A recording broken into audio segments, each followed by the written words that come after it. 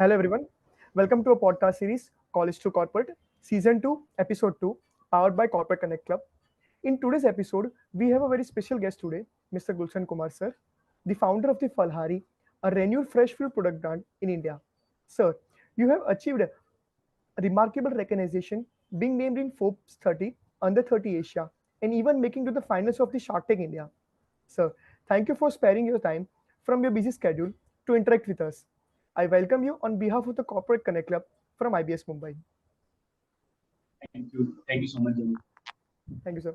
Sir, could you share your journey from starting Falhari to achieving success as an entrepreneur in a health and a wellness industry?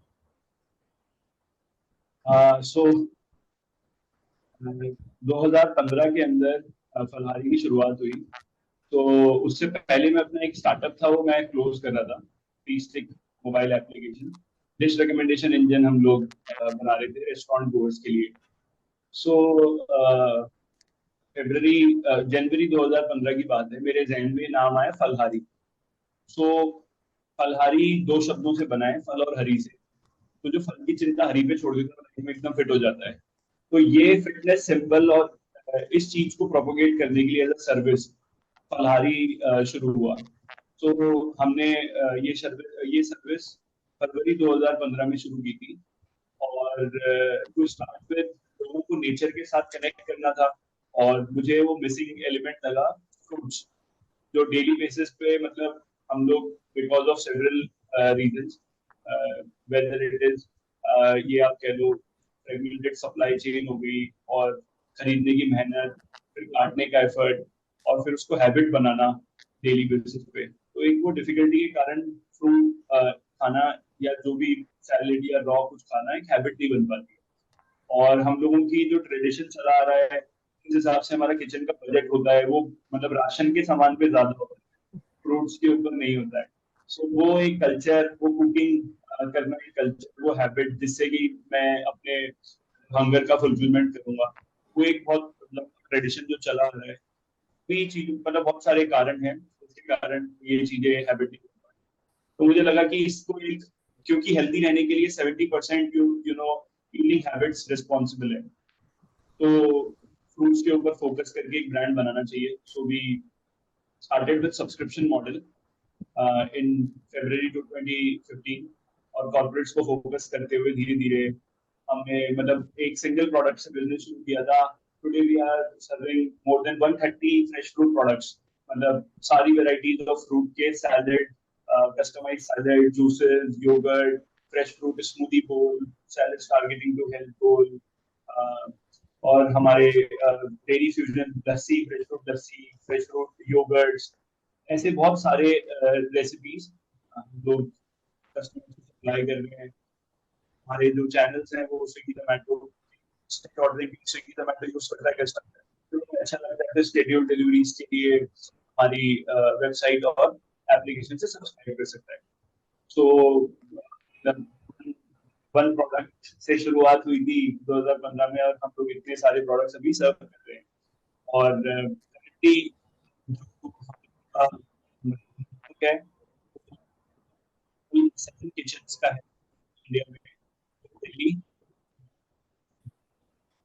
तो हम लोग यहाँ से हमारे instant order सर्व कर रहे हैं, कॉर्पोरेट ऑर्डर सर्व कर रहे हैं, कॉर्पोरेट बल्क ऑर्डर सर्व कर रहे हैं, मीटिंग पार्टीज के लिए जो कस्टमर ऑर्डर प्लेस करता है वो सर्व कर रहे हैं। So this is all about. That's a wonderful and remarkable story, sir. Sir, as you have mentioned, you have done your engineering. So, how is your background in mechanical engineering influence your approach to entrepreneurship and product development within the food industry? Because I have also done the engineering in electronics and communication, so I can relate you very much in this field. सो यार actually general बात बताऊं तो मैं तो by chance entrepreneur हूँ। मैं entrepreneur बनना नहीं चाहता था, और मेरे को बिजनेस का इतना कुछ था नहीं चाम। सो मैं तो नौकरी करना चाहता था इंजीनियरिंग के बाद। सो मैकेनिकल इंजीनियरिंग में मैं बहुत पैशनेट था, क्योंकि मैं मैकेनिकल इंजीनियर बन रहा हूँ जो मैं कर रहा था। और इंजीनियरिंग के दौरान मेरा एक बहुत ही फेवरेट हम लोगों का सब्जेक्ट था, मेरा सब्जेक्ट था वो favourite, finite element method, finite element analysis. So FEA के पीछे मैं इतना बावला हो गया कि 6 सेमेस्टर में मैंने एक इंटर्नशिप करी उसी के ऊपर। फिर जो 8 सेमेस्टर में हमारी 6 मंथ्स की ऑन जॉब इंटर्नशिप होती है, वो भी मैंने उसी डिपार्टमेंट में करी, किसी और कंपनी में। सो हेल्डर टॉप्सो नाम की फर्म थी जो रिफाइनरी टेक्नोलॉजी के ऊपर है, मतलब रिफाइनरी टेक्नोलॉजी के ऊपर काम करती है। जो हमारे ये इंडियन ऑयल और हनीवेल के बड़े बड़े डीजल और पेट्रोलियम रिफाइनरी प्लांट होते हैं, उनके ऊपर उनकी टेक्नोलॉजी लगती है। तो वहां पर एनालिसिस करना, कितनी थिकनेस होगी प्रेशर वेसल्स की, सपोर्ट रिंग्स की, वो सब एनालाइज करना, फिर उस पे फ्लूइड फ्लो को मेजर करना, तो मतलब बहुत इंटरेस्टिंग लगता था मुझे ये सब। तो मैं वो सब Okay. कर रहा था 8 सेमेस्टर में। सो इंजीनियरिंग में इतनी दिलचस्पी आ गई थी इस सब्जेक्ट के कारण कि मैं यही आगे फ्यूचर देखना चाह रहा था कि यार आगे इसमें मास्टर्स करूंगा या PhD करूंगा, तो मैं मतलब प्रॉपर उसी डायरेक्शन में कर रहा था। लेकिन एक्चुअली हुआ ये कि मई 2013 में मेरा रेटिना मतलब डिसलोकेट हो गया। मैं Okay. लैपटॉप पे वही प्रोजेक्ट प्रोजेक्ट सबमिट कर रहा था, बना रहा था रिपोर्ट। सो मेरे बॉस ने कहा था कि यार बहुत अच्छी फाइंडिंग्स हो गई, अब जर्नल की तैयारी करते हैं, तुम ASME कोड्स पढ़ो कि American society of mechanical engineering के हिसाब से कोड्स क्या हैं, तो हम इसको जर्नल में पब्लिश करेंगे। तो मैं बहुत ही खुश हो गया यार, ये तो बहुत ही जबरदस्त चीज है, नई चीज है, तो मैं करता हूँ उसको। जो लोग मास्टर्स या PhD भी करते हैं, मेरे को ये यहाँ पे कंपनी वाले अभी करवा रहे हैं मेहनत। तो मैं लग गया, 17-18 घंटे लगा रहता था उसी के पीछे। तो रेटिना डिसलोकेट हो गया, और मैं लकीली मेरे को वहाँ एम्स ले गए, दिल्ली में ही था मैं। वहाँ मेरी सर्जरी हुई। तो सर्जरी होने के बाद में मेरे दिमाग में सेकंड थॉट्स आने लगे कि यार मेरे को ये सब काम नहीं करना, मेरी हेल्थ कॉम्प्रोमाइज नहीं करनी, ये कुछ मतलब बहुत मेरा दिमाग घूम गया कि मुझे अब सेकंड थॉट्स आने लगे कि मैं जो भी जॉब या कुछ भी करूंगा तो किसी के कहने पे मेरे को कंप्यूटर पे तो बैठना ही पड़ेगा, जो मैं नहीं बैठना चाहता था। तो Okay. वहां से फिर एक स्टार्ट हुआ, मैं योगा मेडिटेशन फोर्सफुली अपनी बॉडी को ठीक करने के लिए। फिर अच्छा लगने लग गया। फिर ये फीस्टिक मोबाइल एप्लीकेशन का आइडिया आया, ऐसे मैं एंटरप्रेन्योरियल जर्नी में घुस गया। सो Okay. तो मैकेनिकल इंजीनियरिंग से ये कह सकते हैं आप कि प्रॉब्लम को किस तरह देखते हैं, या हम लोग इंजीनियरिंग में जो सीखते हैं कि प्रॉब्लम को मतलब हमेशा एफिशिएंट वेज चाहिए सॉल्व करने के। प्रॉब्लम हमेशा से रही है और आगे भी रहेगी, तो उनको हमेशा एफिशिएंट वे, कार्स को थी, अब इलेक्ट्रिक कार्स आ गई और एफिशिएंट हो गया तरीका, फिर और रिफाइंड तरीका हो जाएगा। तो ये सारी प्रॉब्लम्स बस रिफाइंड तरीके से सॉल्व करने वाली टेक्निक्स हम लोगों ने सीखी इंजीनियरिंग में, तो वो यहाँ पर अप्लाई करने की कोशिश कर रहे हैं एंटरप्रेन्योरियल जर्नी में। Okay. एंड वैसे भी इंजीनियरिंग कुछ और सिखाए या ना सिखाए, प्रॉब्लम को कैसे सॉल्व करना है वो बहुत अच्छे से सिखा देता है। हाँ, मैं ये कहूंगा कि यार प्रॉब्लम को सॉल्व करना, और मेरे मेरे हिसाब से आपको सोशलाइज भी कैसे होना है, खासकर अगर जो बच्चे हॉस्टल में रहते हैं। तो मेरे लिए तो मतलब मेरी इंजीनियरिंग तो it's all about my social circle, मेरे फ्रेंड्स। आज मैं खड़ा हूँ तो शायद उन्हीं की वजह से खड़ा हूँ। मैं अगर सच बात बोलूँ, मैं तो आपके सामने बैठ के भी फलारी की बातें कर रहा हूँ। मेरे पीछे मेरे इतना बड़ा नेटवर्क है जो मेरे को सपोर्ट करा अब तक जर्नी में। मैं कहूंगा उन लोगों की वजह से फलारी बिल्ड हुआ है। Okay sir, sir, what inspired you to make a fruit eating as a habit, and how has Falhari contributed to promoting the healthier lifestyle in cities like Bangalore, Gurgaon, and Delhi? Because this problem is majorly concerned right now. तो inspiration तो मैंने आपको बताया, ये नाम था शुरू में Phalahari. Over a period of time general क्या है कि प्रॉब्लम इवॉल्व हुई, जैसे जैसे हम लोग कस्टमर्स को जब सर्व करते थे, कस्टमर्स की बातें सुनते थे, कस्टमर की जेन्युइन कॉजेस सुनते थे कि कस्टमर क्या चाहता है, और period of time problem evolve हुई। तो मैं थोड़ा सा एक्सप्लेन करना चाहूंगा कि यार फ्रूट ईटिंग या रॉ ईटिंग क्यों इतना इंपॉर्टेंट है, और क्यों मेरा भी इतना ज्यादा इंटरेस्ट, मेरी लाइफ कैसे चेंज हुई है। सो हमारी जनरली जो ईटिंग हैबिट्स हैं वो ये है कि हम लोग कुक्ड फूड खाते हैं। सो मैं आपको एक थोड़े बहुत नंबर्स के बारे में बताना चाहूंगा। 2014 में Yes, sir. यूनाइटेड नेशन ने एक नंबर कोट करा, 2 बिलियन लोग हिडन हंगर के शिकार हैं। और अगर ये प्रॉब्लम टाइम रहते सॉल्व नहीं हुई तो बहुत सारी महामारियां आएंगी आगे। सो ये 2 बिलियन लोग हिडन हंगर, ये टर्म क्या है मैं वो एक्सप्लेन करना चाहूंगा। हिडन हंगर को हिंदी में कहेंगे छुपी हुई भूख। अब वो छुपी हुई भूख क्या है? हमारे बॉडी ऑर्गन्स की एक न्यूट्रिशन की डिमांड है, एक न्यूट्रिशन की भूख है। उसके लिए हम हमारे ब्रेन को सिग्नल मिलता है कि खाना खाओ।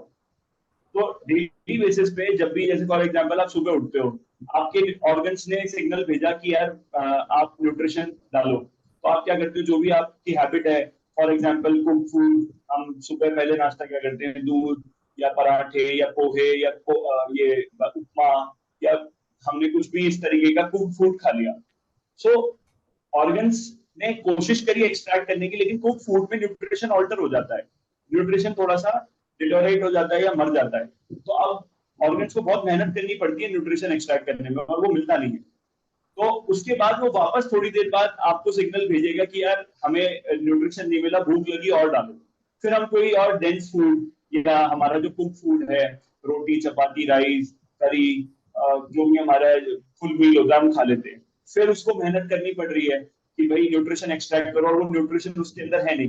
फाइबर चाहिए, कुक फूड में फाइबर ही बहुत कम होता है। हमारी बॉडी के अंदर फाइबर की कितनी ज्यादा रिक्वायरमेंट है, vitamin A B C D कितने सारे विटामिन है, कार्बोहाइड्रेट्स हैं, ठीक है, आयरन कैल्शियम पोटेशियम सोडियम, इतनी सारी चीजें की रिक्वायरमेंट होती है। तो वो चीजें कुक फूड में नहीं मिल पा रही। फिर एक्सट्रैक्शन का प्रोसेस हो रहा है, फिर स्नैक्स का टाइम आ गया, नहीं मिल पाया।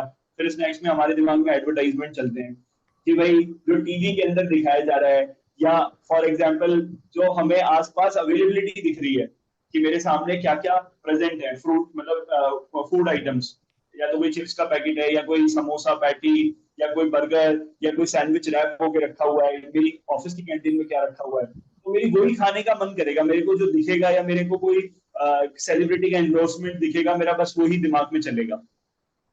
तो अब वो मैं स्नैक्स के टाइम पे खा लूंगा। फिर उसके बाद में उस डेंस फूड में फिर न्यूट्रिशन एक्सट्रैक्ट करने की कोशिश करेंगे ऑर्गन्स। तो at the end of the day we end up eating more, and हमारी जो ऑर्गन्स है उनकी न्यूट्रिशनल रिक्वायरमेंट फुलफिल नहीं हुई।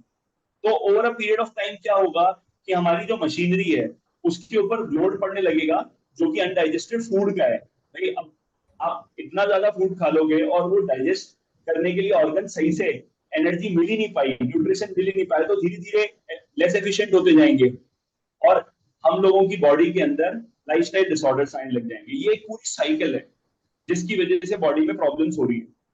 सो अब ये एक मुझे बहुत बड़ी प्रॉब्लम लगी यार, एक्चुअल में ये बहुत बड़ी प्रॉब्लम है जिसकी वजह से सारी बीमारियां आ रही है। आज कोविड आया, आपको क्या लगता है कि कोविड एक बहुत बड़ा वायरस है जिसने बॉडी को खराब करने की कोशिश करी? नहीं, हमारी बॉडी इतनी स्ट्रांग बची नहीं कि कोविड जैसा वायरस आए और हम लोगों को प्रॉब्लम में डाल गए। ऐसे और भी वायरस आएंगे आगे अगर हमारी बॉडी में इम्यूनिटी कम होगी। अब इम्यूनिटी कम होने का कारण ही है कि हम जितनी एनर्जी कंज्यूम कर रहे हैं उस एनर्जी को डाइजेस्ट नहीं कर पा रहे। तो वो एनर्जी हम किसी भी टर्म्स में कंज्यूम करें, अगर उसको अच्छे से डाइजेस्ट कर ले, एनर्जी में कन्वर्ट कर ले, तो सारे ऑर्गन्स की सारी डिमांड फुलफिल हो जाएगी। तो हमारी बॉडी बिल्कुल फुल फुल इम्यूनिटी से वर्क करेगी, उसके पास में फुल एनर्जी फुल पोटेंशियल होगा किसी भी बीमारी को टैकल करने का। अब मैं इस प्रॉब्लम का सोल्यूशन बताता हूँ आपको, जो मतलब जो सोल्यूशन आप शुरुआत में ब्रेकफास्ट वाले टाइम से शुरू करते हो। अगर आपने रॉ फूड खा लिया, आपने सैलड खा लिया, मैं बोलता हूँ जरूरी नहीं है फ्रूट्स ही खाओ, मैं बोलता हूँ खीरा टमाटर प्याज, ठीक है, या एप्पल बनाना, कुछ भी आपने सुबह फुल 400 ग्राम प्लेट भर के खा लिया, 400 ग्राम जितना अपना बॉडी वेट है उसके हिसाब से होता है, लेकिन 300-400 ग्राम एक अच्छी सर्विंग है रॉ फूड की सुबह खाने का। आपने खाया, आपकी बॉडी ने तुरंत ऑर्गन्स को मिला, हाँ जो हमें न्यूट्रिशन चाहिए था हम इससे एक्सट्रैक्ट कर सकते हैं, तो बहुत अच्छी क्वांटिटी में न्यूट्रिशन ऑर्गन्स के पास पहुंच गया। अब जो मैसेज जाएगा ब्रेन को वो वही जाएगा जितनी उसकी एनर्जी की रिक्वायरमेंट है, तो फिर हम उतना ही खाना खाएंगे जितनी हमारी बॉडी या ऑर्गन्स की नीड है। हमारी ईटिंग साइकिल सुधरने लगेगी, और धीरे धीरे धीरे धीरे over a period of time हमारी पूरी बॉडी क्लॉक और हेल्थ सुधरने लग जाएगी। तो ये न्यूट्रिशन की फुलफिलमेंट से हमारी बॉडी और हमारा ब्रेन बहुत अच्छे से वर्क करने लगेगा, जिससे पूरा कोऑर्डिनेशन आ जाएगा, तो हम लोग बीमार कम पड़ेंगे। तो मैं नहीं कहता कि आप जंक फूड मत खाओ, आप उसको बैलेंस करने के लिए इतना रॉ फूड खा लो कि आप उसे डाइजेस्ट कर पाओ। तो मैं एक अभी हम लोग स्टिकर बदलते रहते हैं, मेरे जो बैग्स कैरी बैग्स जाते हैं, तो एक मेरी खुद की फेवरेट लाइन मेरे मन में आई, मतलब मेरे दिमाग में एक लाइन आई, I don't hate junk food but I feel that I am in love with Phalahari. मैं जंक फूड को हेट नहीं करता हूँ, लेकिन मैं फलहारी से इतना प्यार करता हूँ कि मैं उसे बैलेंस कर पाता हूँ। मैं फ्रूट्स और फ्रूट से बने, क्योंकि मैं बिजनेस में हूँ तो मेरे पास में गैजेट है कि मैं फ्रूट डेली खा पा रहा हूँ, तो मैं उसको बैलेंस कर पाता हूँ। ऐसा सबको करना चाहिए यार, एकदम से आपकी बैड Yes. हैबिट्स खत्म नहीं होंगी। आप एकदम से सुबह उठे कि हाँ भाई अब तो मैं बिल्कुल ये सब चीजें छोड़ दूंगा और वो सब हो जाएगा, एक अच्छी आदत आएगी पहले, फिर शायद धीरे धीरे ओवर पीरियड ऑफ टाइम उस चीज का मन ना करे।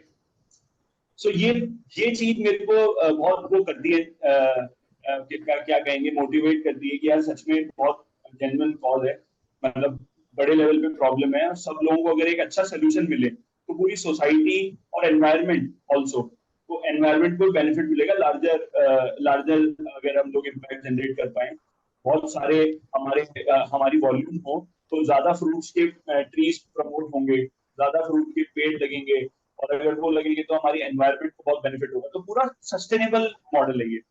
एनवायरनमेंट में वाटर वाटर टेबल बढ़ेगा, पेड़ों को भाई, अगर एक पेड़ उगाते हो आप तो वो बहुत लंबे समय के लिए होता है, आम का पेड़ 5 साल बाद तो फ्रूट देने लगता है, और वो पानी की मात्रा, उसको पानी की फिर जरूरत नहीं होती है, वो हमारे वाटर टेबल को बढ़ाएगा, हमारे एयर पॉल्यूशन को कम करेगा, पूरा का पूरा एनवायरमेंटल साइकिल इंप्रूव करेगा। कैश क्रॉप तो पॉल्यूशन और करते हैं, क्योंकि हम लोगों को eight the end of the day जब उसको हम लोग हार्वेस्ट करते हैं तो उसका वेस्ट हम लोग जला देते हैं, उसका हम लोगों के पास बहुत कम अल्टरनेटिव्स हैं। आजकल लोग कर रहे हैं उसमें भी काम, लेकिन फ्रूट ट्रीज अगर होंगे तो बहुत ही अंडर सर्व लोग जो अफोर्ड नहीं कर पाते हैं, डिमांड जिसकी वजह से मतलब क्रिएट ही नहीं हो पा रही, सप्लाई बहुत महंगी है, सप्लाई ज्यादा है, प्लस सप्लाई बहुत कॉस्टली है। भाई 400 रुपए किलो का एप्पल अगर आपको रिटेल में मिलेगा तो एक गरीब आदमी तो खा ही नहीं पाएगा ना। Yes, sir. तो उस पूरी की पूरी साइकिल को अगर हम लोग फोकस करके एक मतलब एक वैल्यू चेन जनरेट करें, तो हमारा उद्देश्य है कि बिल्कुल बॉटम लेवल तक हम लोग अफोर्डेबल बनाना चाहते हैं, जिससे कि यार पूरा मतलब पूरा का पूरा एनवायरनमेंट वाला साइकिल हेल्दी हो जाए, और ये ह्यूमन बॉडी जो अंदर भी कचरा डाल रही है और बाहर भी कचरा फैला रही है, वो भी बिल्कुल सस्टेनेबल हो जाए। तो ये उद्देश्य है हमारा, और ये मोटिवेट करता है हमें फलारी के लिए काम करने के Okay.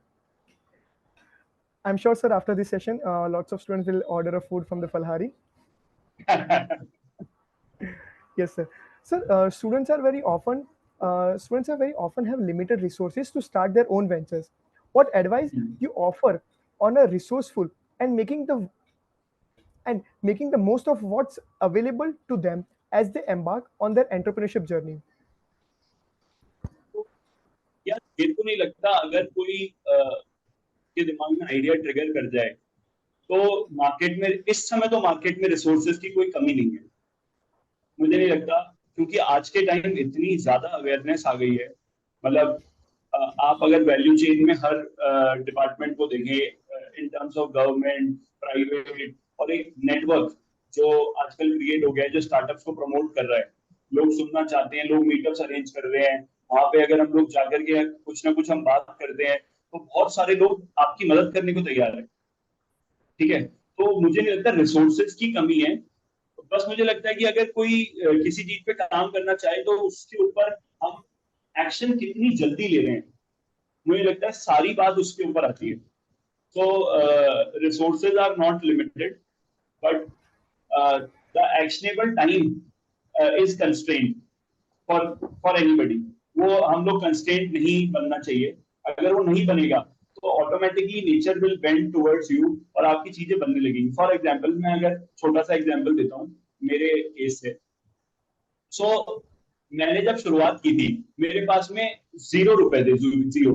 मेरी फैमिली मतलब मैंने मेरी फैमिली को बोल दिया कि भाई मैं ये सब करना चाहता हूँ, बिजनेस करना चाहता हूँ, तो वो बोले कि भाई हम तो चाहते हैं तुम जॉब करो, और अगर तुम ये करना चाहते हो तो तुम्हारे ऊपर है।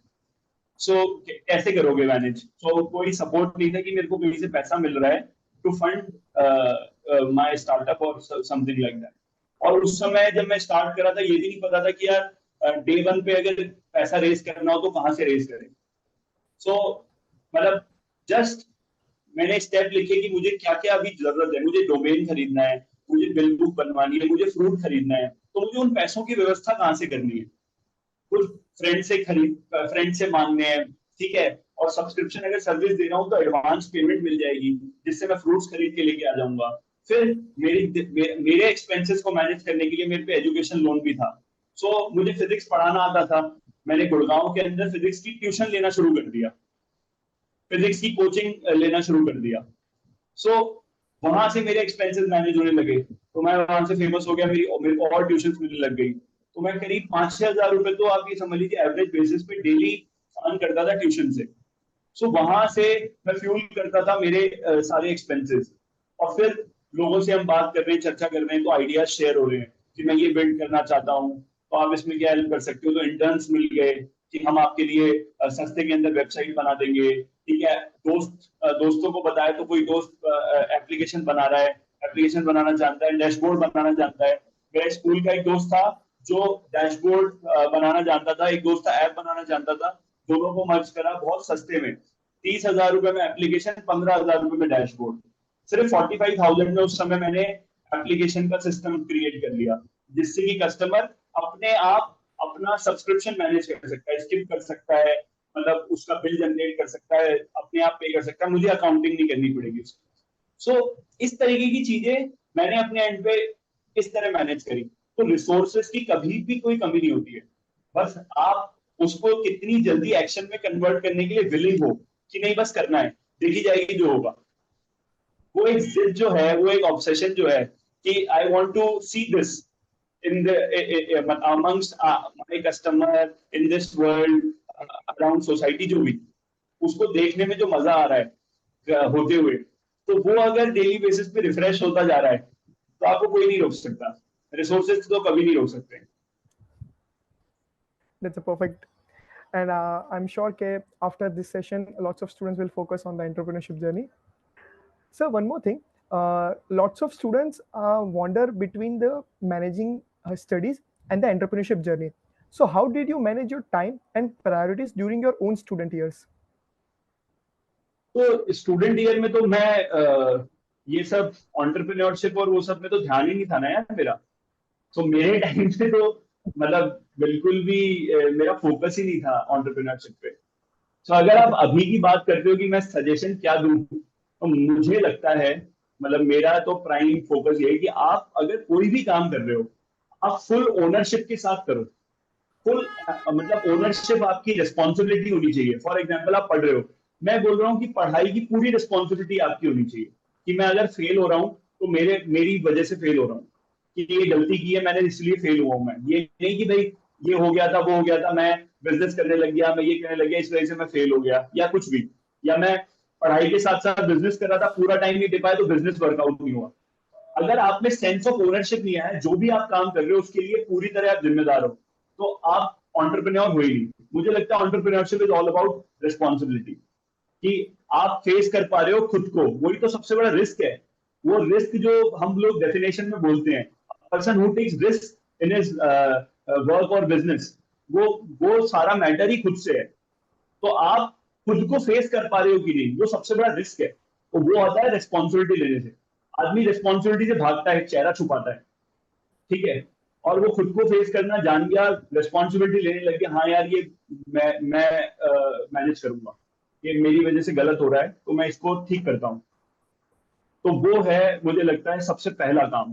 तो मैं तो स्टूडेंट्स को यही बोलना चाहूंगा कि यार जो कर रहे हो पूरी रिस्पॉन्सिबिलिटी से करो। नेचर तुमसे टाइम आने पर बिजनेस करवा लेगा, अगर तुम अच्छे से रिस्पॉन्सिबल हो गए। अगर अच्छे से रिस्पॉन्सिबल नहीं हुए तो यहां से भी जाओगे, वहां से तो गए ही हो। So, sir, in your entrepreneurship journey, I know that you must face some tough decision or the rough decision or rough time in the entrepreneurship journey. So, what are the values or the guiding principles you rely on always, so that you can you can get out from that? And is there any ethical consideration that you hold in your business practices?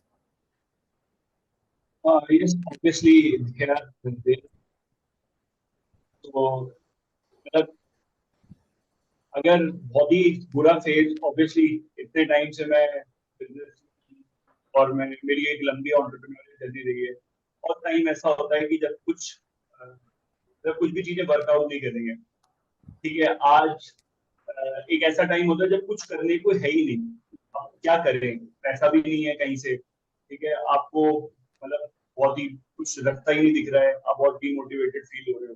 बहुत समय ऐसा हुआ मेरे साथ। लेकिन हर समय बस पता नहीं क्या मेरे दिमाग में, हमारा एक स्लोगन है कंपनी का। मेरे जूनियर ने, मैं उसको ये नाम समझा रहा था। मेरा जूनियर है मुकुल, वो भी मैकेनिकल इंजीनियरिंग डिपार्टमेंट में था, मेरे से 1 साल जूनियर। तो उसने बोला कि यार ठीक है आपकी फिलोसफी तो ठीक है, लेकिन एक फलारी का स्लोगन है, आप कर्म करें, फल की चिंता फलारी पे छोड़ें। सो मैं जब भी थोड़ा लो फील करता हूँ और ये सब इंसिडेंट्स होते हैं लाइफ में, तो मेरे को बस यही आता है कि यार अपना काम करते रहो। ठीक है, जो होगा हो जाएगा। जो फल फल के ऊपर ध्यान मत रखो, आप फल की चिंता will be taken care by Phalahari. आप बस अपने एक्शंस पे ध्यान देते रहो। तो मैं उठता हूँ, खड़ा होता हूँ, फिर ढूंढता हूँ कि मेरे को किससे बात करनी चाहिए। और मुझे लगा है कि यार बात करने से बहुत चीजें सॉल्व हुई हैं। एक जो अपना खुद का एक बैरियर होता है ना, कि मैं इससे हेल्प क्यों मांगू या मैं इसको क्यों पूछूं। ठीक है, एक ऑब्लिगेशन होती है। ठीक है, लोग ऐसा फील करते हैं, वो ऑब्लिगेशन मतलब मेरे दिमाग में ही आता था कि मैं जिससे हेल्प मांगनी है मैं मांगू। मैं जिसको भी बताऊं ये प्रॉब्लम हो रही है, 10 को बताऊंगा तो एक दो लोग तो हेल्प करेंगे, और हर बार ऐसा हुआ। तो मैं ऐसे फेसेस से निकलता गया। बस मेरा मोटिवेशन यही होता है कि किसी भी तरह मैं बस चलाता रहूं, एक बार चलता रहूं। हो सकता है थोड़े टाइम बाद मैं और अच्छा दौड़ना सीख जाऊं। मैं लंगड़ा के चल रहा हूँ तो मैं थोड़ा सपोर्ट ले लूं, लेकिन मैं चलना ना रुकूं। फॉर एग्जाम्पल, हम लोग सही से नहीं चला रहे हैं गाड़ी, लेकिन हम चलाते रहे तो एक बार है ना हमें सही से चलाना आ जाएगा, और फिर भगाना भी आ जाएगा। और भगाना आ गया तो फिर उड़ाना भी आ जाएगा। तो वो वो मोटिवेशन मेरे दिमाग में हमेशा रहा है कि बस इसे चलाना है। और ये फलहारी जो नाम है यार, ये मेरे को मतलब अंदर मेरे बैठ गया है। सो ये मुझे है ना मतलब चैन लेने नहीं देता है। तो एक मेरे लिए वो है। बाकी आपने अगर एथिकल एथिकल प्रैक्टिसेस बोली है, तो एथिकल प्रैक्टिसेस में ये है कि मैं अपने मतलब जितने भी मेरे साथी हैं, मेरे कॉलीग्स हैं जो फलारी को रन कर रहे हैं 24/7, मैं उनको एक 3 चीजें बोलता हूँ कि हमारे बिजनेस में सबसे इंपॉर्टेंट चीज, मतलब सबसे इंपॉर्टेंट चीज है हमारी हाइजीन। वो हमारा पहला प्रिंसिपल है कि हमें, हमारे पास ऑर्डर आ रहे हैं नहीं आ रहे, हमारे पास में जो भी हो रही है जैसी भी स्थिति, हमारा जो सराउंडिंग है हमें बिल्कुल साफ रखनी है, और उस पर पूरा डेली बेसिस पे काम होना चाहिए। वो मतलब ये प्रिंसिपल सबसे पहला प्रिंसिपल है जो हमारे जैसे किचन के अंदर प्राइम इंपॉर्टेंस, क्योंकि फ्रूट फ्रूट कटिंग और फ्रूट कट करके प्रोडक्ट्स बनाने वाला बिजनेस हाइजीन मांगता है सबसे टॉप मोस्ट लेवल पे, कि कस्टमर आप पे ट्रस्ट कैसे करेंगे। तो आप हेल्थ और हाइजीन का सिंबल अगर बनना चाहते हो तो पहली चीज हाइजीन है। तो हाइजीन पहला principle. Second principle, wastage control. क्योंकि फ्रूट के अंदर बहुत ज्यादा वेस्टेज होती है, अगर आप वेस्टेज के ऊपर फ्रूट की रेगुलर चेकिंग नहीं करोगे, प्रोक्योरमेंट किस तरीके का हो रहा है क्या हो रहा है, तो आप फ्रूट बेस्ट क्वालिटी का कस्टमर तक दे नहीं पाओगे, फ्रेश नहीं रख पाओगे अपने किचन में, तो कैसे दे पाओगे। तो वेस्टेज कंट्रोल पे बहुत ज्यादा ध्यान। तीसरा ध्यान की रेसिपी और प्रोडक्ट की पैकेजिंग साफ सफाई से और उसको प्रैक्टिस को फॉलो किया जाए, जो भी हमारे एसओपी में। तो ये 3 प्रिंसिपल्स हम लोग फॉलो करते हैं, तो हमारे मतलब सराउंड मतलब हमारे किचन के आसपास पॉजिटिव एनर्जी होने के कारण हम लोग यहाँ तक पहुंच पाए जहाँ तक हैं। तो ये कोशिश रही है। बाकी बाकी जो बैड फेस वाला काम है तो वो तो बस वही है कि यार आप एक्शंस में कन्वर्ट करते रहो, सारे फेसेस निकलेंगे। ऐसा नहीं हुआ तो मैं बैंक के पास चला गया, बैंक ने हेल्प कर दी, विदाउट एनी कोलेटरल हम लोगों को लोन दे दिया। फिर एक स्टेज आई जब हम इन्वेस्टमेंट के लिए रेडी हो गए, तो इन्वेस्टर से इन्वेस्टमेंट मिल गई। फिर कोविड आया, जब सबसे वर्स्ट पीरियड था कि जब आप अकेले खड़े हो और 2 लाख रुपए रेवेन्यू रह गया, एक सिंगल किचन ऑपरेट कर रहे हो, 15 लाख से 2 लाख रेवेन्यू रह गया। अब वहां से वापस से रिस्ट्रक्चर करना है, और मार्केट की कोई सर्टेनिटी नहीं है, सब कुछ अनसर्टेन है, वापस से चीजें खड़ी करनी है। तो वहां पे मैं बिल्कुल होपलेस वाली कंडीशन में आ गया था सितंबर 2020 में। मतलब मुझे समझ में नहीं आ रहा था कि यार मैं अब, मेरे पास कुछ 4-5 लोग हैं और मैं अकेला ये अब कैसे वापस से करूंगा। 2-2.5 लाख रुपए अपना बिजनेस है, कॉर्पोरेट बिजनेस बिल्कुल जीरो, क्योंकि कोई कॉर्पोरेट खुले ही नहीं थे। इन्वेस्टर के पास गया, दोस्तों से कनेक्ट किया कि यार और किसी इन्वेस्टर से मिलवाओ, कैसे हम आगे एक और किचन खोल सकते हैं, या कुछ हम क्या आइडियाज पे काम कर सकते हैं। बातें करी तो बातें करते करते पैसे भी मिल गए, फिर वापस खड़े हुए, फिर मोटिवेशन आया कि नहीं करते हैं। ऐसे धीरे धीरे धीरे धीरे करके मतलब रास्ते बनते गए। तो मुझे लगता है कि पार्ट्स और पार्सल है। आप कभी मोटिवेट होते हो, फिर उसके बाद में डीमोटिवेट होते हो, लेकिन आपको रुकना नहीं है।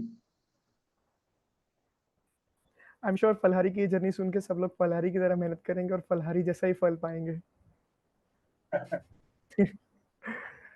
Sir, in a competitive market, FMCG is very competitive market. So the differentiation is the key and a very crucial thing.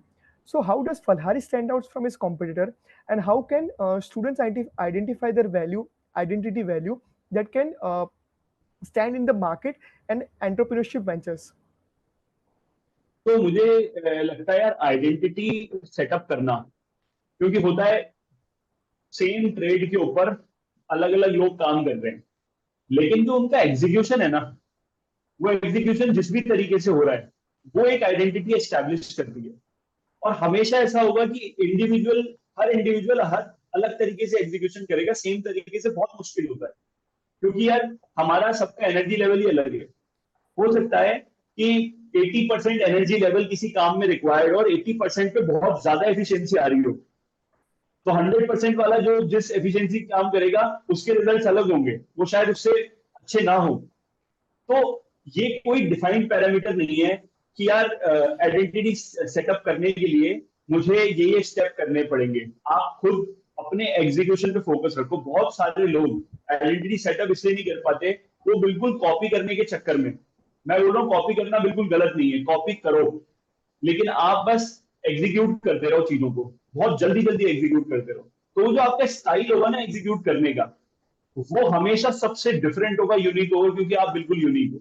आप जैसे फॉर एग्जांपल मैं अभी कैब वाली इंडस्ट्री को हम पकड़े, तो बहुत सारे लोग कैब की इंडस्ट्री में आए थे 2010 से 14 के बीच में, बहुत सारे लोग। ठीक है, हमारे बाहर बाहर का जो एक प्लेयर है जिसकी वजह से ओला भी यहाँ पे शुरू हुआ, उबर। ओला एक अलग ही मार्केट लेके आया, taxi for sure, Meera cab, Meru cabs, पता नहीं कितने कितने टाइप की ब्रांड चल रहे थे, अभी भी चल रहे होंगे। लेकिन ओला ने अपने, वो जो एंटरप्रेन्योर है उन्होंने अपने स्टाइल से प्रॉब्लम को हैंडल किया, उसने अपने स्टाइल से एग्जीक्यूशन किया, तो उसने मार्केट से एकदम अलग आइडेंटिटी क्रिएट की है। तो मुझे लगता है कि यार आपका स्टाइल ऑफ एग्जीक्यूशन आपकी आइडेंटिटी बनाएगा। बाकी वो स्टाइल ऑफ एग्जीक्यूशन में बहुत सारे फिर पार्ट्स आ जाते हैं कि आपका फोकस क्या है। फोकस एरिया बहुत ज्यादा इंपॉर्टेंट होता है आपकी आइडेंटिटी बनाने में। अगर आपका फोकस बहुत सारी चीजें एक साथ में करने का है, तो मतलब एक नॉर्मल जो कस्टमर है वो कंफ्यूज हो जाएगा आपकी ऑफरिंग से। इसलिए बहुत लोगों ने इतनी सिंपल चीजें करी है पहले, और फिर उसके बाद में उसे बिल्ड करा है, जिससे जो फोकस आपका है आप वही दूसरों को एहसास करा सकते हो। तो व्हाट्सएप पे अगर सिर्फ पहले मैसेजिंग थी, तो सिर्फ मैसेजिंग ही रखा, उसमें इतने सारे फीचर्स नहीं डाले कि कस्टमर कंफ्यूज हो जाए। वो बस यूज टू रहा, मैसेज करता रहा, तो आज पेमेंट भी कर रहा है, वीडियो कॉल भी कर रहा है, वीडियो कॉल का लिंक जनरेट कर रहा है, अपना चैनल बना रहा है, पता नहीं क्या क्या कर रहा है आजकल व्हाट्सएप पे, अपना स्टोर सेटअप करके सामान बेच रहा है। सो अगर वो सारे फीचर्स मैं सोचूं कि पहली बार में मेरा कस्टमर उसको डाइजेस्ट कर ले, तो मुझे लगता है शायद वो डिफिकल्ट होगा। पहले मेरे दिमाग में भी जब मैं एग्जीक्यूट कर रहा हूँ मेरे प्लान को कि यार फलहारी को एक लाइफस्टाइल ब्रांड बनाना है, हेल्थ का सिंबल बनाना है, हाइजीन का सिंबल बनाना है, तो मैं फूड भी करूंगा। ठीक है, मैं फिटनेस के लिए योगा भी करवाऊंगा लोगों से। ठीक है, जो योगा मेडिटेशन वाली चीज है, तो 3 वर्टिकल्स में मैंने डाला, ईटिंग हैबिट्स, ठीक है, एक्सरसाइज और योगा मेडिटेशन। फिर थर्ड पार्ट मतलब थोड़ा फिलोसफिकल है कि भाई आपका माइंड फिट कैसे रहेगा अगर आपका ईगो शैटर होता रहे। और ईगो शैटर करने का एक तरीका है बहुत आसान, कि आप दान करो। ठीक है, to give something from yourself. वो क्या होगा कि आप ऐसी चीज दान करो जो कि आपका ईगो शैटर करे, आपकी नॉलेज, जिससे आपको लगता है कि आप मार्केट में आपकी कोई वैल्यू है। ठीक है, या कोई भी ऐसी चीज जिससे आपकी मार्केट में कुछ एस्टेब्लिशमेंट है, आप उसे चुपचाप किसी को दे दो, तो ऑटोमेटिकली आपकी जो ईगो है वो शटर होने लग जाएगी। तो ऐसा ऐसा कम्युनिटी बनाना, ऐसा नेटवर्क बनाना जिससे कि लोग अच्छे से अपनी चीजें दान कर पाए, ठीक है, अपना टाइम दे पाए। एक्सेल बहुत अच्छी आती है, एक्सेल सिखा दी लोगों को, ठीक है, अब कॉम्पिटिटिवनेस खत्म हो गई कि मैं अपनी एक्सपर्टीज ही लोगों को टीच कर रहा हूँ अपना फ्री टाइम निकाल के। किसी के पास में किसी को पैसों की वजह से बहुत ज्यादा है तो वो चुपचाप किसी को दे दिए, किसी को बताया नहीं, ये नहीं कि दे करके कहीं प्लेट लगवा दी कि इन्होंने इतना इतना रुपया दान किया है, उससे तो ईगो और बढ़ेगा। सो ये सारी चीजें मैं सोच रहा था, लेकिन फिर धीरे धीरे समझ में आया let's focus only on fruit. Food के बाद में भी फ्रूट, फ्रूट पे नीच क्रिएट करते हैं, सैलेड भी नहीं करेंगे हम। तो शायद उस वजह से हम लोग फलहारी, मतलब फलहारी का नाम फ्रूट के साथ में जोड़ पाए हैं कि फलहारी मतलब फ्रूट, लोगों के दिमाग में बस एक ही चीज फिट हो जाए। एक एक मेरा पार्टनर है राहुल, वो बहुत अच्छे से चीजों को क्रिस्प तरीके से डालता है। अभी पैकेजिंग पे हमने डाला है थिंक फ्रूट्स गो फलहारी, सिंपल। तो तो मतलब बहुत फोकस आपकी आइडेंटिटी क्रिएट करवाएगा। तो एग्जीक्यूशन के बाद में मेरे को आता है कि एग्जीक्यूट तो करते रहो, ज्यादा चीजें एग्जीक्यूट मत करो, फोकस करो चीजों पे एट अ टाइम, और फिर वो सक्सेसफुल हो जाए, वो चीजें बिल्कुल यूज टू हो जाए, फिर नेक्स्ट ऐसा। That's a lovely input, sir. I'm sure this inputs and tricks will help students a lot. So, in a if we talk about the personal or the professional growth, mentorship is the key role and the key success. So, I'm sure you have also a mentor or a guide or advisor in your entrepreneurial journey. So, can you please share your mentorship journey? तो यार मेरे तो बहुत सारे लोग mentor रहे हैं। तो पहले, सबसे पहले तो होता है obviously parents are your mentor आपकी इनिशियल लाइफ में। तो मेरे पिताजी, मेरे पापा ने मेरे को मतलब जो भी एक बेसिक ढांचा है, बेसिक स्ट्रक्चर है, द वे यू बिहेव और द वे यू मतलब एग्जीक्यूट थिंग्स, तो वो सारी चीजें एक मेरे पापा से मैंने सीखी हैं। मैं उनको बहुत एडमायर करता था। मतलब मेरे पापा की डेथ हो गई 2 साल पहले, बट मेरे पापा ने मुझे बहुत चीजें सिखाई जिससे कि शायद मैं मतलब इतना, आप ये कह लो, मुझे तो नहीं लगता कि मैं कोई ऐसा रिस्क विस्क ले पाया हूँ, लेकिन जितना भी अगर बाहर से अगर दिखता है कि मैंने रिस्क लिए हैं और ये चीज एस्टेब्लिश करी है, तो उनका बहुत बड़ा एक रोल प्ले है इस चीज में। वो एक मेरे शुरुआती दौर में जब मैं घर पे रहता था या उसके बाद में जितना भी इंटरेक्शन हुआ लाइफ में पापा के साथ, तो उन्होंने ऐसे ऐसे शब्दों का प्रयोग करा जिससे कि मेरे अंदर मतलब चीजों को करने की पार आई। तो वो सोर्स ऑफ एनर्जी थे मेरे पापा मेरे लिए। फिर उसके बाद में फ्रेंड्स में कहूंगा, मेरे मतलब मैंने कोई कॉर्पोरेट लाइफ जी नहीं है। मेरे तो मेरे फ्रेंड्स मुझे ऐसे मिला है, blessed with so many good friends, कि उन्होंने मुझे मतलब ऐसा होता है कि कोई किसी को सिखाना नहीं चाहता, कोई चाहता ही नहीं है कि कोई मतलब सिखाने में किसी के पास टाइम नहीं है कि यार कोई सिखाए और पकड़ के ठीक करे। तो मेरे बहुत सारे क्लोज फ्रेंड्स, उन्होंने मुझे मतलब बहुत अच्छे से सिखाई चीजें कि नहीं यार ऐसे नहीं, ऐसे करते हैं। और जब तक मैंने वो ठीक कर नहीं ली तब तक वो मेरे पीछे लगे रहे, ठीक है। उनमें से बहुत सारे लोग हैं, तो मेरे पार्टनर भी मेरा गुरु है, मैं तो कहूंगा। उसने मेरे को अलग अलग टाइम पे अलग अलग चीजें सिखाई, ठीक है। मेरे को जिस भी भाषा में समझ में आती है, अच्छी से अच्छी गंदी से गंदी भाषा यूज करके उसने मेरे को लाइन पे लाने की कोशिश किया कि भाई ऐसे नहीं, ऐसे करो। करता रहता है, अभी भी करता है। और मैं उसको, भाई ठीक है यार, मेरे को नहीं समझ में आता, मैं तेरे को फॉलो करके इसको चीजों को समझूंगा और मानूंगा। तो मेरे फ्रेंड्स, और उसके बाद में मुझे इस जर्नी में मेरे साथ एक बहुत खूबसूरत घटना घटी 2018 में। मेरे को मेरे गुरु मिल गए, आध्यात्मिक गुरु जिसे हम कहेंगे। वो ऑलराउंडर है, वो तो डूड है। मेरे गुरु जी जो हैं वो सन्यासी हैं, वो एक मंदिर में रहते हैं। तो मतलब सेक्टर 43 गुड़गांव के अंदर मंदिर है, हनुमान मंदिर। तो मैं मतलब वो मेरे गुरु जी हैं, मतलब मैं उनको फॉलो करता हूँ, डाई हार्ट फॉलो करता हूँ। और उनके पास जाता हूँ, बैठता हूँ, जब भी मेरे को मतलब दिन में समय मिलता है मैं उनसे जरूर मिलता हूँ। अगर मैं गुड़गांव में हूँ तो, अभी मैं जैसे जयपुर में हूँ, लेकिन अगर मैं गुड़गांव में हूँ तो मैं उनके साथ टाइम स्पेंड करता हूँ। तो वो मेरे मतलब आप ये समझ लो मेंटर। मेंटर क्या, सब कुछ है वो। मेंटर तो एक छोटा वर्ड है। मेंटर तो हम यूज करते हैं कि यार बिजनेस लाइन में कुछ इनपुट्स लेने के लिए, कि कैसे आप आप एक अच्छे इंसान बन पाओ तो आप सारे काम अच्छे से कर पाओगे। आपका माइंड, आपकी बॉडी कैसे बैलेंस रखा है कि आपके जो एक्शंस हैं वो बैलेंस फॉर्म में हो। आप कैसे बिहेव करो कि आप लोगों को अच्छा फील करा सको। आपके पास कोई 5 मिनट बैठ करके चला जाए तो वो डिमोटिवेट होके नहीं, मोटिवेट होके जाए। तो मतलब ऐसा ऐसा फील कराया उन्होंने उनके एक्शन से, बोल करके नहीं। सो वो मेरे मेंटर है और उन्होंने मतलब मेंटर गुरु सब हैं। तो ये है मेरा मेंटरशिप का। बाकी मेरे इन्वेस्टर्स, जो फर्स्ट इन्वेस्टर थे, उन्होंने हम लोगों को मतलब गाइड किया। और बहुत सारे अलग अलग डायरेक्शन से फ्रेंड्स के भी फ्रेंड्स जो सपोर्ट करते हैं, जो अपने इनपुट्स देते हैं टाइम टू टाइम। ठीक है। और लास्ट लास्ट क्या बिजनेस एंगल से तो हम कहेंगे फर्स्ट कस्टमर्स। आर कस्टमर्स, उन्होंने सिखाया हमें कि यार ये चीज हमें चाहिए, हमने वही बिल्ड करना शुरू किया। ये हमारी प्रॉब्लम है, ये हमें मार्केट के अंदर लगता है कि यार कहीं मिल नहीं रहा और आप हमें दे सकते हो। तो उन लोगों ने हमें बिजनेस के अंदर आगे बढ़ने का तरीका सिखाया। और बहुत बड़ा मोटिवेशन का सोर्स भी हमारे कस्टमर है, क्योंकि जब कस्टमर आपको बोलता है कि यार मैं आपकी सर्विस को है ना इतने टाइम से यूज कर रहा हूं और मेरी जिंदगी बदल गई है, उससे बड़ा मोटिवेशन मुझे नहीं लगता। मैं बैंगलोर में था, मैं बैंगलोर में मेरा पहला किचन स्टेब्लिश कर रहा था। मुझे समझ नहीं आ रहा था कहाँ से क्या होगा क्या नहीं होगा। मेरी कस्टमर का फोन आया, मैं आपको 2-3 महीने से रीच आउट करने की कोशिश कर रही हूँ, लेकिन एट द लास्ट मैंने आपका फोन नंबर लिया कहीं से और मैं आपसे आपसे बात करना चाहती हूँ। मेरे को लगा कि बहुत बड़ी कोई प्रॉब्लम हो गई, कोई फीडबैक गलत हो गया, मतलब कुछ प्रॉब्लम हो गई है क्वालिटी या किसी चीज में। उसने बोला कि I would like to thank you Gulshan for creating Phalahari. So मुझे लगा मतलब जब उसने ये बात बोली तो वो बात सुनकर ही है ना, मतलब पूरा मूड चेंज हो गया। मैं उधर होपलेस वाली कंडीशन में था।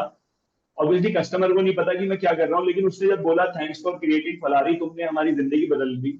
हमारे पास फ्रिज में फ्रूट्स होते थे लेकिन हम लोग कभी फोकस नहीं किया, कभी ध्यान नहीं दिया। The way you giving this fruit box, customize fruit box, the product is custom fruit energy box. मेरी डेली फ्रूट खाने की हैबिट बन गई है। उससे मैं आजकल वॉक पे भी जाने लगी हूँ, फिर मैं धीरे धीरे एक्सरसाइज करने लगी हूँ और मैं पूरी तरीके से 3 महीने के अंदर ट्रांसफॉर्म हो गई हूँ। और मैं आपको बहुत ब्लेसिंग देती हूँ, आपका काम कभी बंद नहीं होगा और आप ऐसे ही आगे बढ़ते रहो और पूरी दुनिया के अंदर फनहारी को एस्टेब्लिश करो।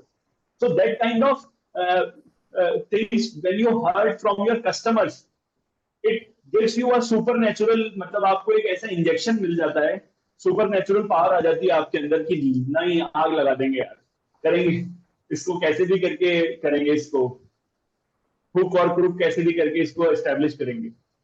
सो मुझे लगता है कि ये कस्टमर्स आपको बहुत बहुत सॉलिड पावर प्रोवाइड करते हैं। It's very great to know your mentorship and motivation in your entrepreneurship journey. Sir, we are ever ended to our podcast. Sir, if कोई स्टूडेंट, कोई एंटरप्रेन्योर आपको 5 मोटिवेशन या तो 5 ऐसी टिप्स एंड ट्रिक्स मांगे जो एकदम शॉर्ट में आप कंसाइज करके अगर उसे कहना चाहे तो वो कौन सी होगी? 5 मोटिवेशन ट्रिक्स। तो मुझे लगता है मतलब मुझे लगता है कि हेल्थ वो फोरमोस्ट। अगर आप हेल्दी हो तो आप है ना बाय डिफॉल्ट मोटिवेटेड रहोगे। ठीक है। डिसिप्लिन, ठीक है, मैं बोलूंगा हेल्थ, सबसे पहले हेल्थ हो गया आपका, फिर डिसिप्लिन हो गया, फिर आपके एक्शंस, आप कितना एक्शनेबल हैं। तो ये एक मोटिवेशन का ट्रिप है, आपको खुद ही सेल्फ मोटिवेशन मिलेगा अगर आप कुछ ना कुछ करते रहोगे। फोर्थ है आप अपने दोस्तों से बात करो, अपने ऐसे लोगों से बात करो जो आपको फील गुड कराते हैं, तो आपको मोटिवेशन मिलेगा। ठीक है। फिफ्थ, जितना जल्दी हो सके गुरु को ढूंढ लो, तो वहां मोटिवेशन खत्म होने की मतलब लाइफ में एक ऐसा दीपक जल जाएगा जो कभी बुझेगा ही नहीं। तो मुझे तो मेरे को ये 5 चीजें लगती है। आपने एडहॉक पूछा तो मैं अच्छे से रिकॉल नहीं कर पा रहा हूँ और क्या चीज मुझे मोटिवेट करती है। मुझे पहली चीज जो फोरमोस्ट करती है हेल्थ, जिसके लिए मैं योगा और मेडिटेशन का बता रहा हूँ। मैं जब योगा कर लेता हूँ ना यार, मेरे को सब कुछ अच्छा लगने लगता है, सब कुछ अच्छा, मतलब कुछ बुरा लगता ही नहीं उस समय। तो वो एक ऐसी चीज है, हेल्थ ऐसी चीज है, अगर आपकी हेल्थ अच्छी है ना यार, आप सब काम के लिए मोटिवेट रहोगे. I'm sure that tips and tricks helps the students a lot.